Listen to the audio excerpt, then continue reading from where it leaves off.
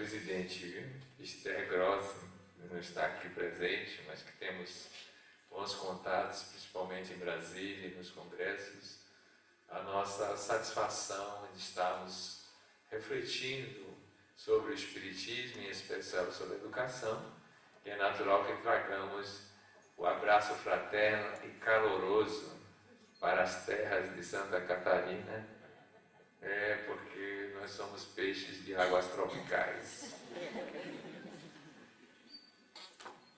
Nós ficamos pensando nesses tempos da atualidade, qual deveria ser o fanal, o desiderato do próprio pensamento espírita. Mas em outros encontros também aprofundamos isso perguntando qual é mesmo o espiritismo que nós estamos falando em termos históricos e sociais. Isso é importante para daí derivarmos qual é a nossa pedagogia, o que chamamos de educação e como é que o espiritismo trabalha essas questões. Para fazer esta reflexão, que prefiro exercitá-la de uma forma coloquial, intimista, neste momento, eu me reporto ao século XIX, à compreensão histórica daquela época, para que possamos, digamos assim, refletir sobre a necessidade do surgimento do Espiritismo.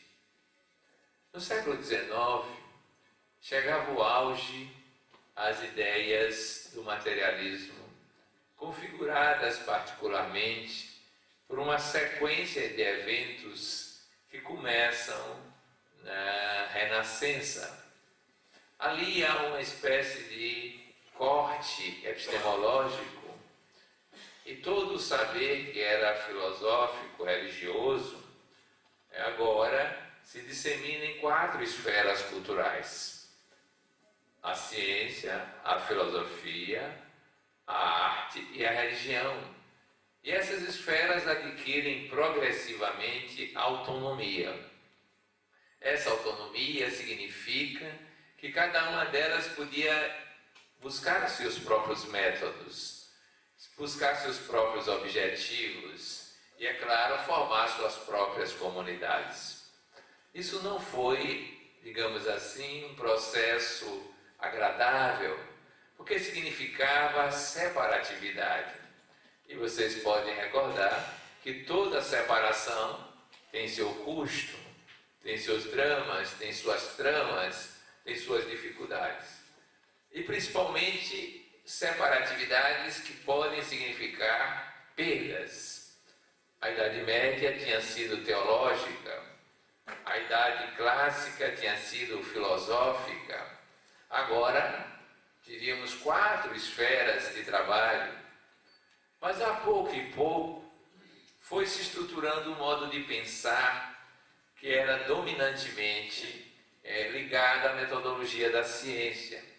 Nasceu o racionalismo, nasceu o empirismo, ambos se uniram para produzir um conhecimento, uma cosmovisão, uma descrição do universo, e aos poucos essa dinâmica cultural resultou, no século XIX, na era chamada do Iluminismo. E dele se derivou um princípio básico filosófico em matéria do conhecimento, chamado positivismo. Criou-se assim o que se chama um paradigma, e esse paradigma tem características bem específicas da chamada modernidade, que é este período. Esse paradigma diz que o que interessa é basicamente compreender aquilo que está no mundo sensorial. E esse mundo sensorial compreende todas as percepções e representações do mundo físico, daquilo que nós podemos aprender por os nossos sentidos mais tradicionais. Ora, com esta descrição, que não elimina outras possibilidades, mas simplesmente não se ocupa delas, o mundo passou a ser descrito por uma substância primordial chamada matéria. E essa matéria tem características próprias, bem conhecidas. Ela ocupa espaço e quando ela se modifica, ela está dentro da categoria do tempo. Então, o espaço e o tempo são modos de organizar a percepção da realidade. E é claro que para fazer isso contávamos com dois instrumentos gnoseológicos, os sentidos e a razão. Um capta o que ocorre, o outro representa no mundo simbólico da linguagem e até mesmo das equações aquilo que está sendo percebido. Ora, todo o mundo é derivado disso. E nasce então uma ideia comparada. O mundo é uma grande máquina. E ele funciona, de certa forma, obedecendo a regras, princípios, leis. Daí o nome de mecanicismo. O mundo é mecânico. Em 1850 dizia-se que mais 50 anos seriam necessários, no máximo, para se decifrar todos os segredos da natureza. E quando houvesse a aurora do século XX, teríamos então, ligados a essa visão de totalidade do próprio cosmos, a possibilidade de desfrutar de um mundo tecnologicamente tão avançado que seria fácil remover os dramas da sociedade, da época, da fome, da miséria, da doença, e entraríamos no reino da felicidade em 1901. Esta era a previsão de então. Mas isso foi caminhando de tal forma, do ponto de vista de organização social, que a ciência se tornou hegemônica. A filosofia passou a um segundo plano, foi considerada questões juvenis, não de vida adulta. E a religião, problemas do saber da infância da humanidade. A arte, esta não tinha grandes valias, a não ser como uma espécie de superestrutura, de deleite, de alguma forma, para aqueles que podiam desfrutar de momentos de estética, mas enquanto conhecimento não tinha grande valia. Nasce assim algo que Arnold Toynbee dirá mais tarde, uma nova religião, o cientificismo. Embora não se diga isso nos arraiais acadêmicos, é como se professasse uma nova fé, a fé no permanente progresso da ciência. Ciência materialista. Ora, o mundo tomado desta forma fez com que a compreensão da pessoa, enquanto pessoa, agora mais autoconsciente, graças à evolução dos direitos de cada indivíduo, proclamado pela Revolução Francesa, faz com que essa pessoa fosse compreendida naquilo que era percebido, entre o óvulo e o cadáver. Era todo o ciclo existencial possível. E, portanto, poderia daí se derivar uma outra ordem de atuação. Aquela que dizia que só há um momento para se buscar a ciência hedônica ou a ciência da felicidade, o agora. Daí a célebre frase Carpe Diem ser interpretada como gozemos o máximo, lembrando antigas tradições romanas e gregas que diziam comamos e bebamos, porque depois estaremos todos mortos. Era assim que se pensava no século XIX. Então era preciso aproveitar o tempo.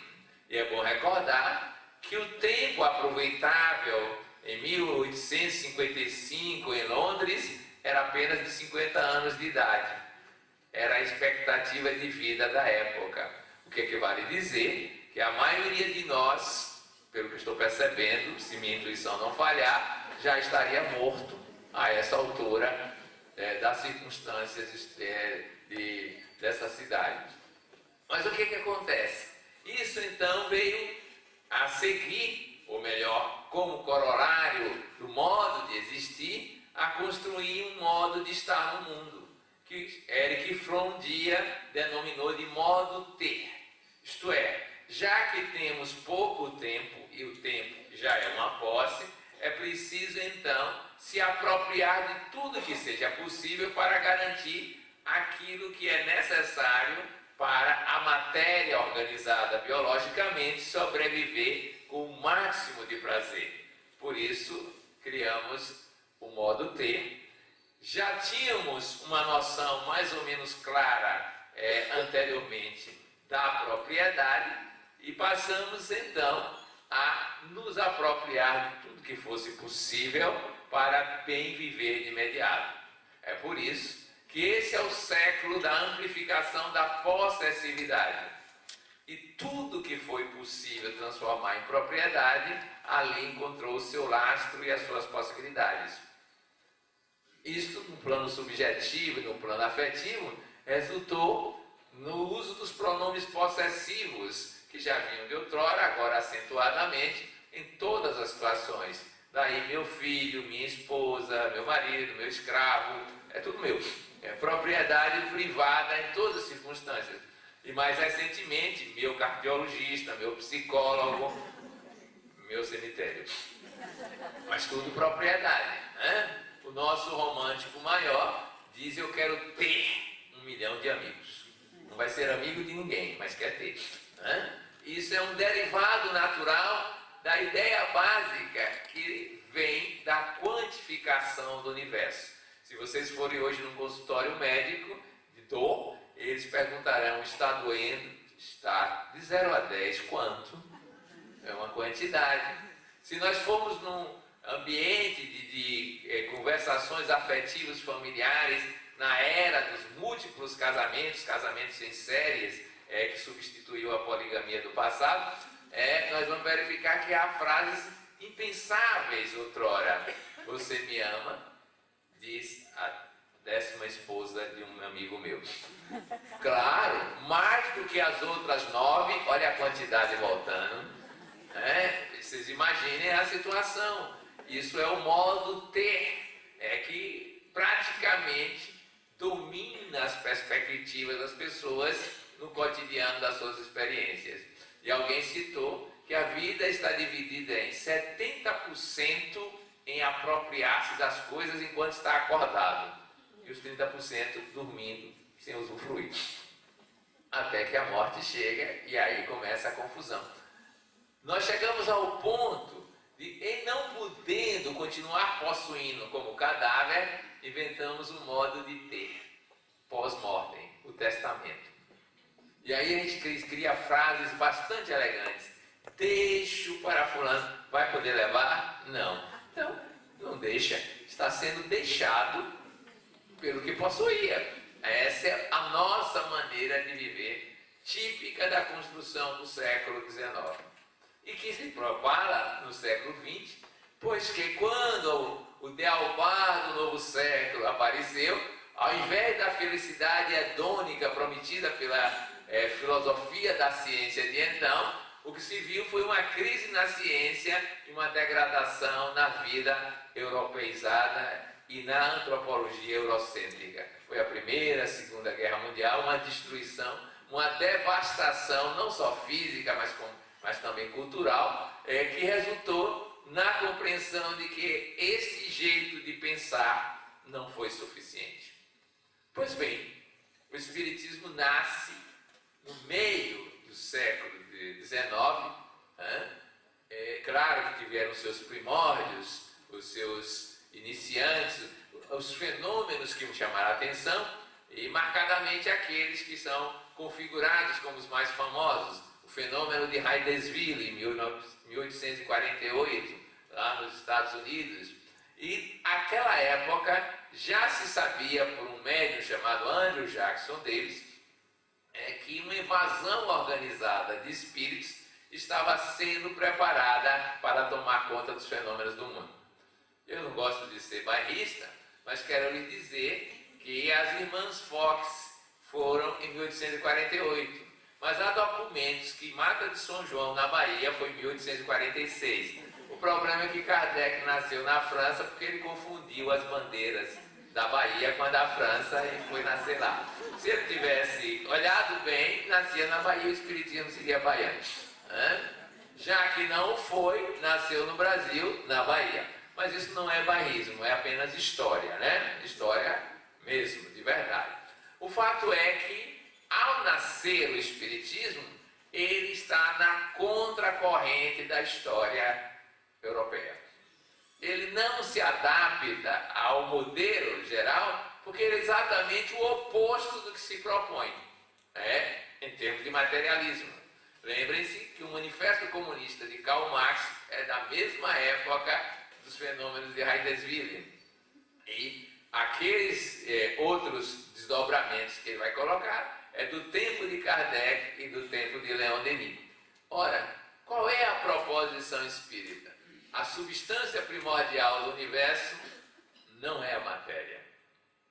É o princípio inteligente do universo, ou espíritos, ou mundo espiritual. Olha a radical diferença de pensamento. A matéria é apenas um correlato, fruto da criação, do fenômeno dinâmico da própria evolução.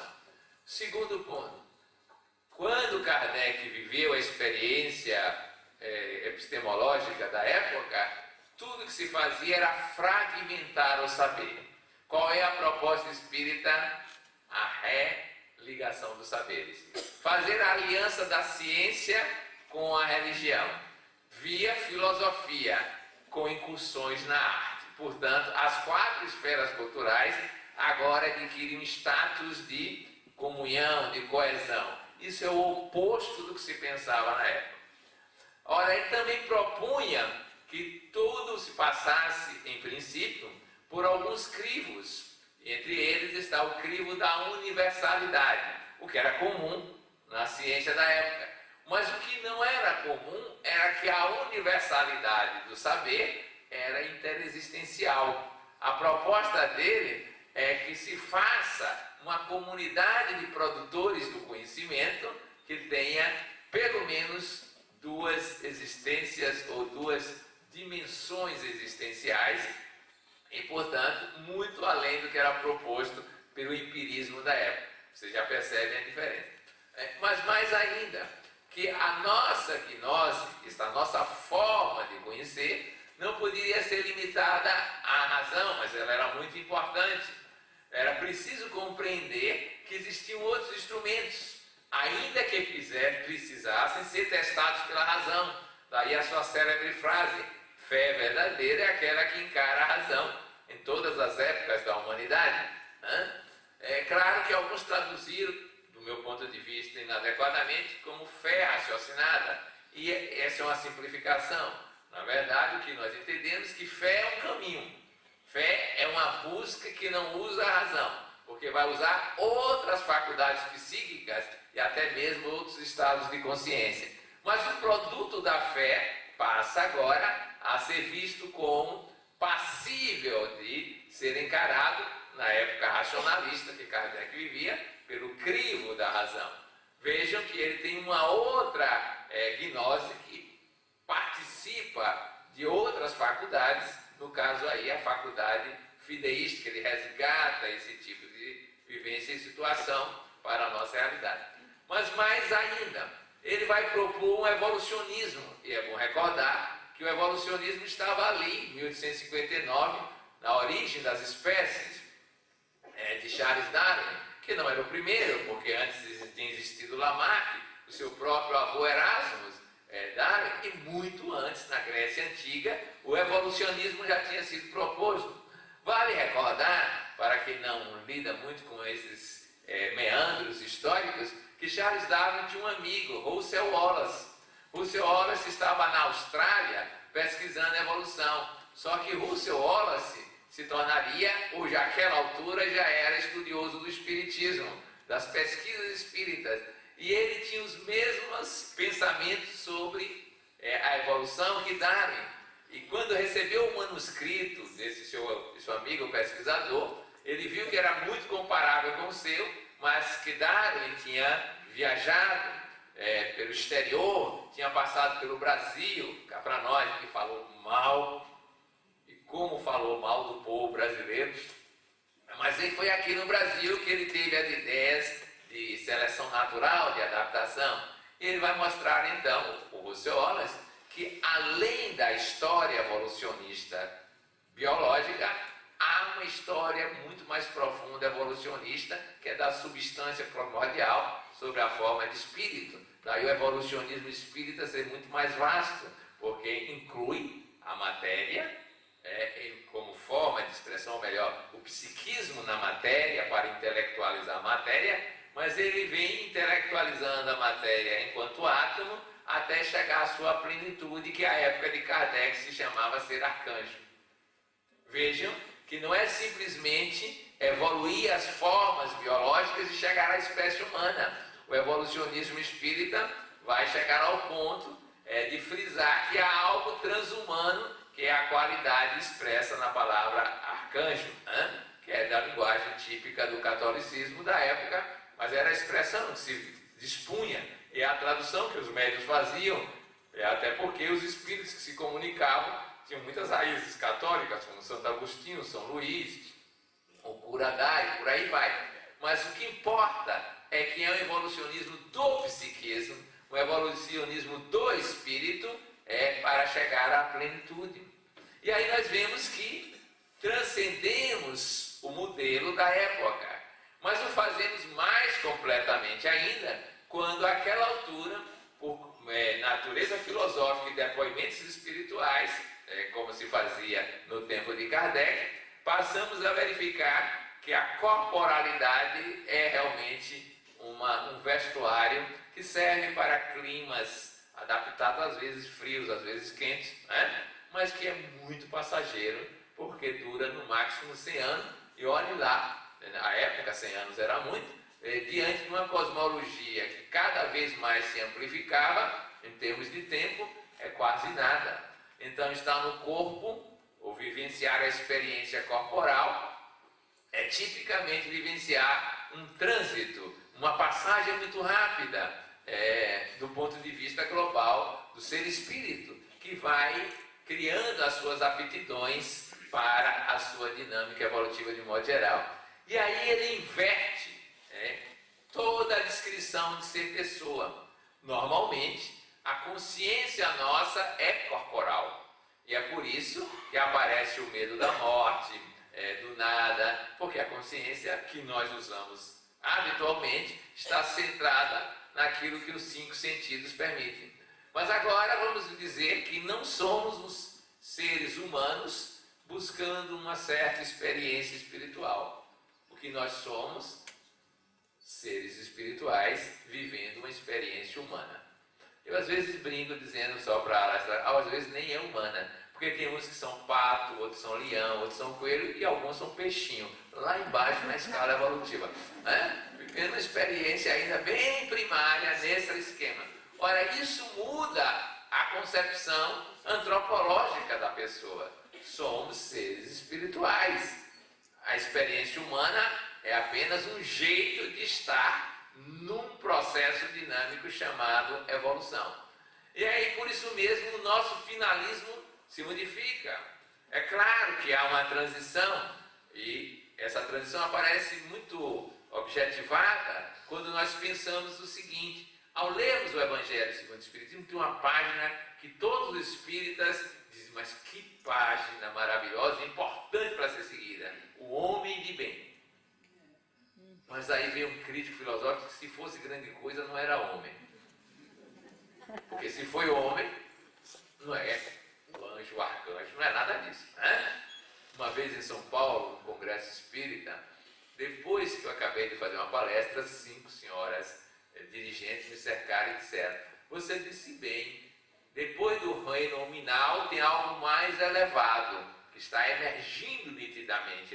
Eu disse: qual reino? Mulheral. Como eram 5 me cercando, o melhor é concordar. Deve ser. Fiz aquele sorriso baiano, que não aprova nem desaprova, mas depois desse, aí veio um angelical. Era a progressão natural. Esse homem de bem é uma finalidade transitória, porque ainda conserva a característica do humano. Mas se nós olharmos o livro dos Espíritos com cuidado, vamos encontrar uma expressão de Paulo, o apóstolo, que diz que a vida tem um objetivo que é gravitar em torno de Deus. Vejam vocês que não é simplesmente ser humano, é gravitar em torno de Deus. Mas o próprio Kardec, no seu estilo classificatório, que lembra a tradição histórica do conhecimento, desde Aristóteles, ele vai dizer que tem 3 categorias de espíritos, ou melhor, 3 ordens de várias classes, né? Como é que se chama? Série C, Série B e Série A, né? Mais ou menos isso, né? As 3 ordens, terceira ordem, segunda ordem e primeira ordem. Mas que a destinação do ser é tornar-se espírito puro, co-criador cósmico bem-aventurado. Ele não disse humano santificado, não disse nada disso. Ele disse, olha, a meta é aquela ali, é o máximo que se pode alcançar. Bem-aventurado, co-criador com Deus. Espírito, portanto. Então, homem de bem é só passagem, né? E aí eu me recordo de uma filósofa baiana, filósofa entre aspas, de caseira, que dizia assim, foi gente, não é essa Coca-Cola toda. Porque se fosse, não estava na Terra. Um planeta cheio de problemas. E um amigo completava, é mesmo, deve ser Fanta-uva sem gás e quente. Ele não gostava provavelmente da Fanta, né? Mas o que quer dizer isso? Não é essa glória toda, não é essa maravilha toda. Claro que nós podemos elevar a nossa autoestima, que foi muito maculada pelas perdas psicológicas que sofremos graças a 4 grandes personagens. Claro que nós sofremos em outra encarnação, provavelmente, quando Nicolau Copérnico juntou-se posteriormente a ele, Galileu e companhia, e nos tirou do centro do universo. Não sei se você sabe qual é o impacto de você ser rebaixado à periferia de um sistema de pouca importância, que é o sistema solar. Vocês já imaginaram o que é isso? Na classificação geral, você ir para o ranking de lá, olha, subúrbio da Via Láctea, isso emocionalmente cria problemas. Depois foi o próprio Darwin. Não sei se vocês sabem, mas a crítica a Darwin era muito violenta porque deixamos de ser a criação em separado divina, a graça de Deus criando, para ser primo carnal de macaco. Peraí. É verdade que os macacos protestaram posteriormente. Há um poema na Bahia mostrando que ele diz, não, nós não criamos uma raça tão degenerada como a dos humanos. Nós não temos o que eles, não fazemos o que eles fazem de negativo. Isso não podem ser nossos descendentes. Mas o fato é que é um choque. Depois, na era da racionalidade, Sigmund Freud vem nos dizer que a racionalidade é apenas uma camada fina que não nos protege das nossas pulsões, das pulsões do id, e que o nosso desejo mesmo é ser antropófago, devorador de tudo, porque o ego quer dominar tudo, o id e as pulsões quer se resolver pelo princípio do prazer, pura e simplesmente. Então a nossa racionalidade, tão decantada no século XIX, botou a gente assim meio sem graça. E por último, veio o quarto, que diz que é Sartre, diz que, olha, Deus não existe, não há nada para nos regular, e nós somos seres condenados à liberdade. Mesmo quando a gente não quer escolher, está obrigado a escolher. Obviamente, está condenado. Mas nessa liberdade nós temos 3 problemas. Ao escolher o caminho A, nunca saberemos qual é o caminho B. Logo, isso vai dar uma angústia. Se eu me casar com Pedro, seria tão feliz se tivesse me casado com João, porque geralmente tem 2 pretendentes. Não sei. Ao escolher um, eu renuncio ao outro. Toda escolha é uma renúncia. Ele disse, isso é angustiante. Mas você não tem como olhar para algo e dizer, vai ser validado externamente. Um Deus para nos ajudar. Isso é total desamparo existencial. E é claro que quando você escolhe por qualquer ser humano que pode limitar. Isso dá uma responsabilidade que é desespero existencial. Então a vida é isso, angústia, desamparo e desespero existencial. Gostaram? Isso é que é a vida humana. É óbvio que esses 4, praticamente, com o seu jeito de pensar, não tinham a perspectiva do espírito em busca da bem-aventurança. Por que eu estou lhes dizendo isso como uma espécie de reprise de tudo que é o pensamento filosófico espírita nos seus princípios? Porque é outra mundividência. Eu gosto desse termo, principalmente quando Eloísa Pires está na plateia. Porque Encontrei esses termos nos livros de Herculano Pires. Ele gosta de mundividência. Lá na Bahia eu gosto mais de cosmovisão. É mais ou menos a mesma linguagem. Alguns vão dizer é um novo paradigma, exatamente. A proposta espírita é de uma transformação radical em todos os pressupostos da vida, do materialismo, da filosofia, da ciência. Daí porque eu costumo dizer, aprendendo nos arraiais da vida, que o contraponto do materialismo é o espiritismo, não simplesmente porque é matéria versus espírito, é um contraponto paradigmático. Eu não sou tão incisivo como a tradução de Guilherme Ribeiro nos livros de Kardec, que diz que o espiritismo veio para destruir o materialismo.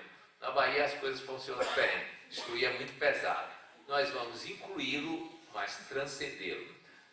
Esse mundo material tem um certo valor, não vamos desprezá-lo, mas também não vamos dizer que ele é a totalidade do cosmos, a plenitude, a integralidade. Muito pelo contrário, ele é apenas uma nesga do grande cosmos que passamos a estudar.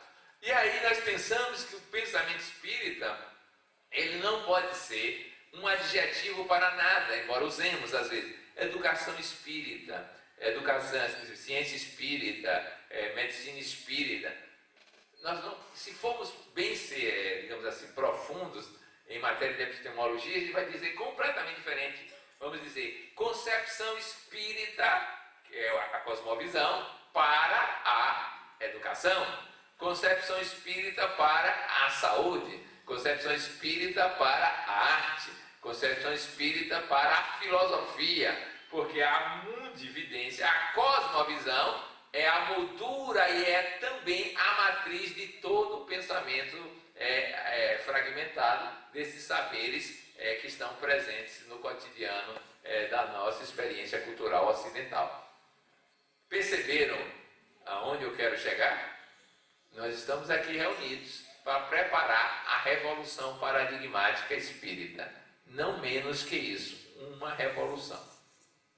Mas não uma revolução qualquer, uma revolução que é tão revolucionária que revoluciona os métodos de fazer revolução. Vejam vocês.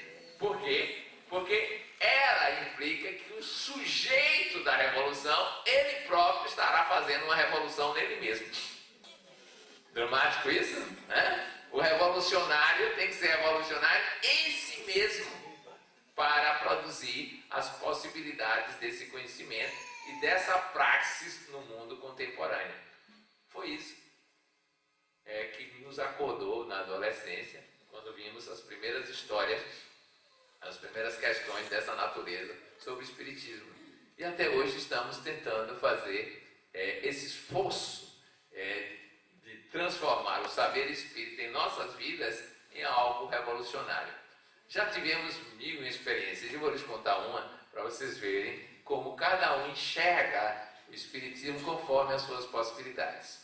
Quando corria o ano de 1970, e alguns de vocês devem se lembrar do presidente de Olhos Azuis, Emílio Garrastazu Médici, que todo mundo sabe hoje que era temido, havia uma tentativa de contra-revolução. E nasceu uma tentativa de contra-revolução no movimento espírita, não sei se vocês sabem disso, liderada por um grupo de Campinas, São Paulo, o Movimento Universitário Espírita. E eu me lembro dessas pessoas que foram à Bahia para disseminar a ideia da revolução, por uma razão muito simples. Estávamos no auge da ditadura, depois do AI-5, e era preciso lembrar que o Brasil era o coração do mundo e a pátria do Evangelho. E não podia ser dirigido daquela forma. Tinha que ter uma revolução. E aí, esse grupo de espíritas, no encontro de jovens, debateu esse tema nos bastidores. E eu me lembro do encontro com um deles, e ele me dizia, com a voz de locutor, nunca me esqueci dele. Dele não, do nome sim, mas dele não. Ele dizia assim, estamos aqui para isso, para propor para vocês se engajarem na Revolução Espírita. E como será ela feita? Claro, os discípulos do mestre têm que perguntar qual é a metodologia. Ele disse, simples.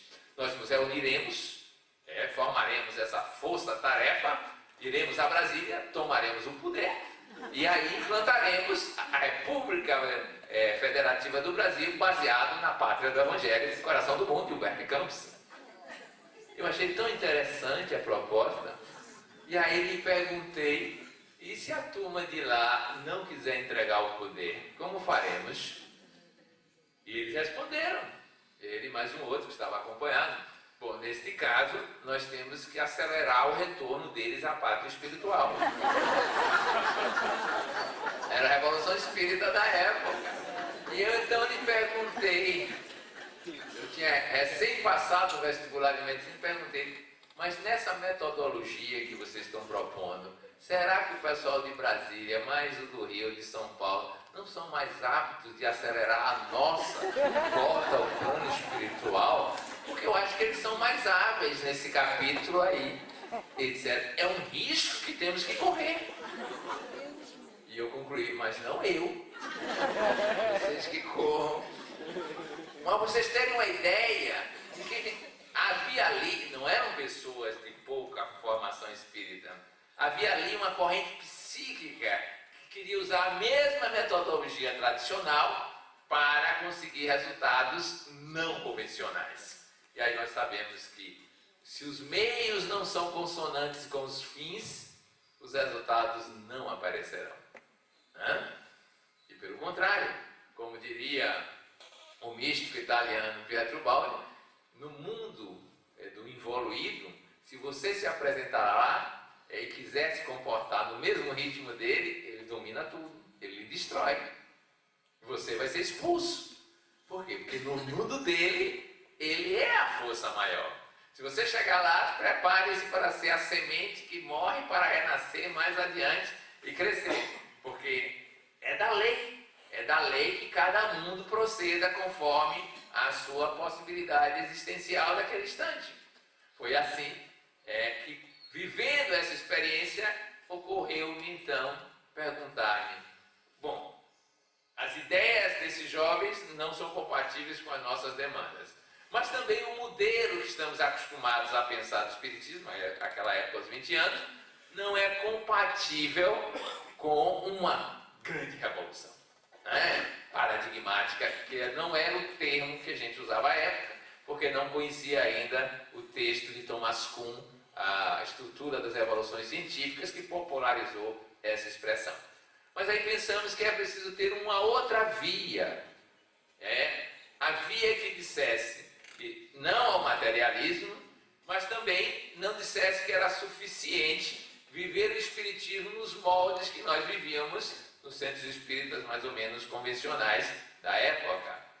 Porque o centro espírita tinha um perfil que era necessário, continua sendo, de consolação, de alívio, de esclarecimento, mas não adentrava o mundo geral das instituições e não propunha, naquela época, soluções significativas para o mundo cotidiano ou a experiência social de um modo geral. Isso aparecia apenas como excertos aqui e acolá de alguns textos de Manuel Porteiro, textos de Leon Denis, de Humberto Mariotti, mas não tinha uma grande consistência para a gente pensar isso. Foi por isso que nós resolvemos estudar a complexidade do saber espírita. Com grata satisfação, 20 e tantos anos depois, escutamos do professor Pierre Vai, um franco-brasileiro famoso na psicologia transpessoal, numa tese de mestrado lá na Bahia, que Allan Kardec era o pioneiro da integração dos saberes e da transdisciplinaridade. É bom dizer isso porque ele disse na universidade, ele é francês, morou muito tempo em Belo Horizonte e era uma personagem internacional, criador da Universidade da Paz. Dizer isso na universidade, que era dominantemente marxista, não era fácil. Ainda nos anos 90 já era desse jeito. Mas a gente aí vê que alguém que não é do movimento espírita foi capaz de enxergar a grandeza daquele projeto original. E é isso que é o nosso resgate para a área da educação. Ora, então nós precisamos pensar nessa educação em tempos de de transição. Bom, os tempos de transição começam para o Espiritismo na Gênese, com o capítulo Os Tempos São Chegados e a Geração Nova, os 2 últimos capítulos, ele já fala ali da transição, do que é que pode acontecer. Achei que Kardec ali foi otimista, porque ele disse que a divulgação do Espiritismo seria muito rápida, na época foi, mas depois ela estagnou, principalmente na Europa. E era preciso então, digamos, um novo processo de trabalho de divulgação, e não somente isso, de experimentação, alguns modos que ele fazia, e mais ampliadamente ainda, para chegarmos a um projeto espírita para a educação. E eu vou delinear aqui, em rápidas pinceladas, o que é que nós estamos pensando depois de 60 anos frequentando o centro espírita. Você já vê que não é fácil ser espírita, né? Até hoje eu não aprendi, né? Mas vamos lá, vamos tentando. Vejam vocês, a primeira grande questão é: este saber espírita, para ser congruente, coerente com o pensamento original, esse saber espírita deve contemplar as 4 esferas culturais do saber. Isto é, o espiritismo deve ser trabalhado em termos de educação, como ciência, como filosofia, como religião e como arte. Se ele não fizer isso, ele será incompleto. Ele não dará conta de tudo que a humanidade já se constitui em termos de esferas culturais. Mas tem que fazer isso de uma forma muito peculiar, não com a fragmentação que terminou em esgarçamento e falta de comunicação dessas histórias, fazendo essa aliança que Kardec propôs. Então é preciso construir essas pontes entre as esferas culturais, que hoje nós temos um paladino não espírita, Basarab Nicolescu, que é da axiomática transdisciplinar, olha como fica elegante, né? Essa ligação toda. Essa é a primeira grande questão. Darmos conta das esferas culturais, das pesquisas de modo geral. E para mim, entre os personagens que mais pontificaram por experiência direta de vida nisso, depois de Kardec, está Leon Denis, que é o personagem que mais, digamos assim, viaja nessas esferas.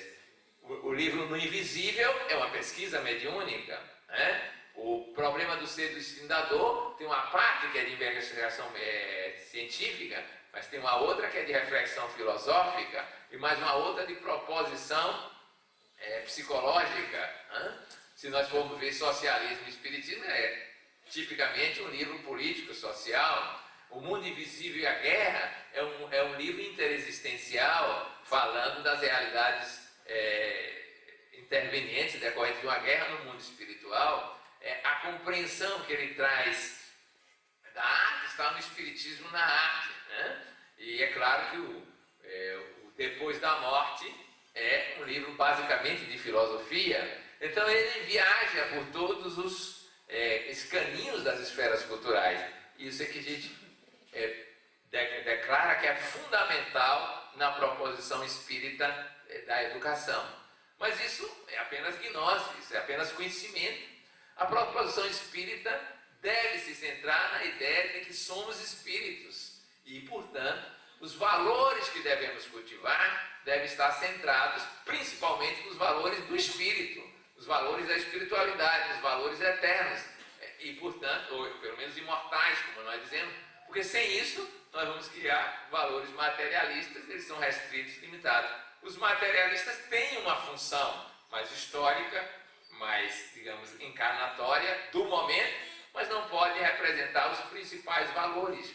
Alguns dizem para o Brasil: se o povo fosse mais educado, não seria tão corrupto. Leve engano.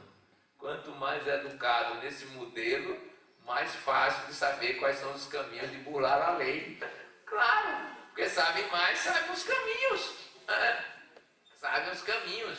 Então essa ideia de que a reforma do ensino vai resolver alguma coisa está centrada na matéria, na sobrevivência profissional, no sucesso social, mas não nos valores do espírito. Então como se diz em filosofia, a axiologia centrada no espírito tem que estar subjacente aos nossos processos educacionais de um modo geral. esses valores, valores de transcendência, valores além do próprio corpo físico, sem o que não terá validade esse conhecimento espírita. Mas mais ainda, nós precisamos compreender que não estamos nos mesmos momentos existenciais evolutivos, embora aparentemente estejamos nas mesmas fases biológicas. O fato de estarmos na infância não nos assegura o mesmo potencial de desenvolvimento e aprendizagem, porque dependendo das histórias pregressas encarnatórias. O que é que vale dizer? Que temos que contemplar o coletivo que decorre da espécie, da biologia e da história, mas temos que verificar o singular que é do momento evolutivo do espírito. Ainda essa semana eu recebi um indivíduo lá no atendimento espiritual que a gente faz na federação, e ele me contou o seguinte: vejam vocês, que desde criança ele tem vê imagens em geral, visões, né? E por isso mesmo, ele é filho de uma pessoa do Candomblé na Bahia. Pois não é que essas imagens começaram a atrapalhar a vida dele, ele foi parar no psiquiatra e aí foi tratado como psicótico. 12 anos sendo tratado como psicótico. Claro, a visão materialista vai dizer isso. Apesar disso, ele sobreviveu à psiquiatria lúcido e orientado. Pelo que ele me contava ali, não tinha nenhuma psicose. Ele conseguiu chegar ao 2º grau, se formar em tecnologia de microcomputação e por aí vai. Mas eu fiquei olhando, olha que visão materialista, ele contando como era a vida, ele disse: eu sou médium. Ele mesmo se reconhecia como médium, mas a estrutura do Candomblé não me atrai, porque é a da mãe. Eu queria vir aqui para o senhor me ajudar a viver com essas realidades, vem aqui mesmo, você vai se achar. Mas para fazer isso era preciso sair do modelo e pensar que ele era igual às outras crianças na faixa etária biológica, porque são diferentes criaturas em diferentes momentos. Por isso que deveríamos desenvolver a capacidade de perceber o nível evolutivo de cada ser na sua história dinâmica, que é interexistencial e que é parigenésica. Vejam a dinâmica como se dá. Ora, o nosso modelo necessariamente tem que contemplar todas as vivências em todos os estados de consciência e não simplesmente as vivências da vigília, porque nós estaríamos presos à ideia de que tudo se resume nessa consciência que, para quem está em outra dimensão, isso aqui é sono. Estar acordado aqui é estar, de certa forma, sonolento em outra dimensão. Precisamos lidar com isso. Então, o nosso projeto deve incluir aprendizagens dormindo, deve incluir aprendizagens fazendo viagens espirituais, desdobramentos das... Vocês já imaginaram ter uma aula de história em desdobramento espiritual? E entrevistar as figuras do mundo espiritual e trazer isso como lembrança? Faz parte do nosso projeto pedagógico. Claro, por que não? Ora, e além do mais, nós podemos estudar as nossas experiências e as outras interexistenciais, mediúnicas, por que não? Fazer parte do currículo normal desde as origens da organização do conhecimento na fase infantil. Eu me recordo que eu era vidente na infância. É verdade. Mas eu não via grandes coisas não. Eu vi um padre que ia para um carnaval, não sei se ele foi, lá em casa, todo vestido com aquele negócio que se usava na época. Eu via vozes de seres liliputianos que andavam em dálias, que é uma planta, uma flor que tinha lá, e que falavam tanto que eu não conseguia dormir, tinha que chamar minha mãe para espantar esse pessoal com 5 anos. Depois isso foi diminuindo. Mas se eu fosse contar as histórias para os normais, os comuns, isso era patológico. Mas se nós verificarmos que isso deve fazer parte do cotidiano, da aprendizagem, muda o modo de encarar esse tipo de realidade. Mas temos mais, nós temos que levar em conta as nossas realidades palingenésicas.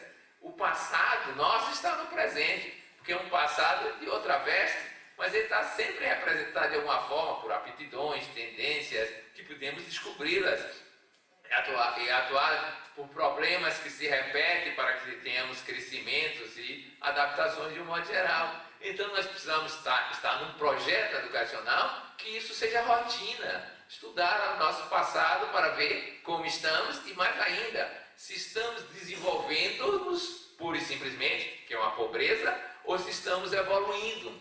Aí vocês vão dizer, que diferença há entre desenvolver e evoluir? Eu lhes digo, desenvolver é você tomar de uma veste e levá-la até o ponto da evolução que você deixou na outra encarnação. Simples. Todo mundo começa repetindo. Ninguém nasce e imediatamente vai fazer outra coisa além de mamar, respirar e coisas parecidas. O corpo vai fazer isso. Está repetindo. Milhares de vezes desde os primórdios da evolução animal já fazíamos isso. Mas uma parte vai desenvolvendo-se com uma espécie de reverberação do passado. Para vocês terem uma ideia de como isso é interessante, basta recordar que o grande pacifista Francisco de Assis, todo mundo conhece, pelo espírito de renúncia, pobreza, obediência, castidade, aos 18 anos ele era o menestrel, o boêmio e mais ainda, ele queria a glória de ser um herói de guerra e foi para a guerra, se alistou para ir para a guerra. Você vai dizer, Francisco de Assis, então ele evoluiu tanto? Não, gente, aquilo era passagem rápida, nada melhor do que uma cadeia. 9 meses lá na cadeia, ele voltou outro.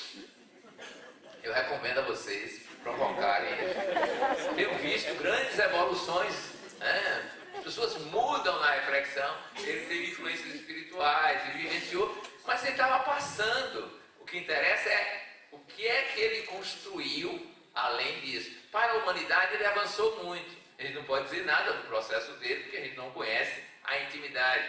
Mas é preciso chegar ao ponto de perceber que a evolução é fazer o inteiramente novo nesta encarnação. Novo para mim, novo para quem está vivenciando. E não simplesmente desenvolver-se ao que era. Senão, o que vai acontecer? Teremos uma vida tranquila, serena, calma, bem organizada e não progrediremos nada. Leiam Cartas e Crônicas, se eu não me engano, um capítulo chamado Obsessão Pacífica. O indivíduo que passou a vida inteira muito bem, mas não evoluiu nada, porque ele repetiu o processo da outra encarnação. Gastou o tempo nessa história. Então precisamos pensar na educação que olhe esses detalhes. E é claro que temos que vê-la com algum protótipo, com algo que vá além de todo o humano tradicional. Daí o resgate que o pensamento espírita vai fazer do Evangelho de Jesus, modelo de perfeição para nós. Mas de qual Jesus nós estamos falando? É preciso tomar atento sobre isso, porque é um Jesus que é muito próximo nosso, da sobrevivência. É o Jesus da turma dos pães e dos peixes multiplicados. Esse a gente se interessa, vai multiplicar pães, a gente faz fila, vamos atrás de Jesus. Ou Jesus da cura, nada melhor do que o Jesus da cura, não entra nem na fila do SUS, nem tem efeito colateral. É só levanta-te, anda, veja. Em suma, a gente pode gostar dele, mas não é esse. Eu prefiro que o nosso modelo protótipo desiderado é o Jesus dos mandamentos. O que ele dizia imperativamente. E entre eles está sede perfeitos, como Deus é perfeito. Como o Pai Celestial é perfeito. Gostaram dessa exigência? Em primeiro lugar, eu digo, o melhor de tudo é que ele acredita que é possível que eu seja perfeito como Deus é perfeito. E se ele acredita, como eu acredito nele, eu acredito que eu posso. Aí eu descubro uma coisa. O que eu sou, a tese espírita vai dizer, eu sou, olhem para mim, divino. Porque toda a criação divina só pode ser divina, não pode ser o oposto. Mesmo estando, aí é o detalhe, humana. Estar humana é algo transitório, mas é essencialmente divina. Então manifeste o divino que há em você, porque você já é isso. E a evolução então consiste, em outra linguagem, em traduzir essa forma de divindade que nós somos na experiência existencial que vamos vivendo. Isso nos faz recordar então o grande mestre Pedro de Camargo, Vinícius, que dizia algo sobre definição de educação. Educar é fazer aparecer, eduzir, trazer para fora. Significa o quê? manifestar aquilo que você já é, sempre foi e sempre será. Divino, lá na Bahia um pouco mais, divino e maravilhoso por causa dos novos baianos. Vocês veem como é que é, né? O exagero de lá. Né? Mas o fato é que esta é a proposição da educação espírita, ou melhor, da proposição espírita para a educação, com todos esses parâmetros que eu estou mencionando para construirmos a nossa pedagogia. Eu creio que esse é um grande desafio.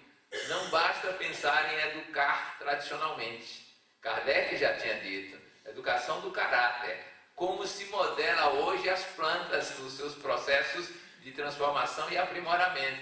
Quando chegarmos nesse estágio, não teremos essa massa de criaturas que vão para a sociedade sem nenhum preparo para viver em sociedade. Mas isso exige que a gente teste em nossa vida pessoal, em nossa vida familiar e crie a nossa comunidade de espíritas educadores, nós próprios, a nossa comunidade espírita federativa, para gerenciar tudo isso. E quando tomarmos dos mandamentos de Jesus, verifiquemos se somos capazes de superar o grande drama humano, que é o modo T, para viver o modo C. E qual é o grande drama humano? A propriedade. O din-din. Né? Esse é o grande drama humano atual. E vejam vocês, ele invadiu tamanhamente a situação, que agora, quando a gente vai se casar, a gente faz um contrato de patrimônio. Porque patrimônio rima com matrimônio. A gente assina um contrato de bens materiais no lugar que é afeto, sentimento. E alguém completou patrimônio, rimando com matrimônio, vai terminar como coisa de outra rima, o demônio. Vai dar em confusão. E é por isso que muita gente, vivendo esse modo T, começa com meu bem e no final dá meus bens. Naturalmente vai fazer isso. Então repare como é essa superação. E aí vem duas frases de Jesus que eu lanço como término para os nossos desafios da educação. Quando é que aprenderemos a viver o seguinte mandamento? Buscai o reino dos céus e sua justiça, e tudo mais vos será acrescentado. Subtendido, o que haver de comer, o que haver de beber, o que haver de vestir. Quem acredita nisso? Olha lá, temos uma mãozinha ali. Aí vem o segundo mandamento dele, que ele só disse para uma pessoa que fez a pergunta ideal. Chama a pergunta máxima humana possível. O que devo fazer para alcançar a vida eterna? Ele não quer mais nada temporal, ele quer o eterno. Sair do tempo, dessa noção de primarismo da matéria, transcender, ser espírito. Aí Jesus termina o diálogo com ele dizendo: simples, vai, vende tudo que tens, reparte com os pobres, vem, segue-me. Quem topa essa história? A maioria que eu consultei, absoluta, diz: esta é uma grande ideia para quando eu for espírito puro. Por ora, eu não confio nela. E é por isso que não conseguimos essa realização. Então, o projeto espírita para a educação é de liberação completa das amarras, das algemas que nós construímos na dinâmica evolutiva para estarmos humanos. É o projeto de fazermos unos com Deus, em comunhão plena com o divino, bem-aventurados em deleite. Acho que é suficiente para reflexões, pelo menos para o cérebro pequeno de um peixinho. Muito obrigado.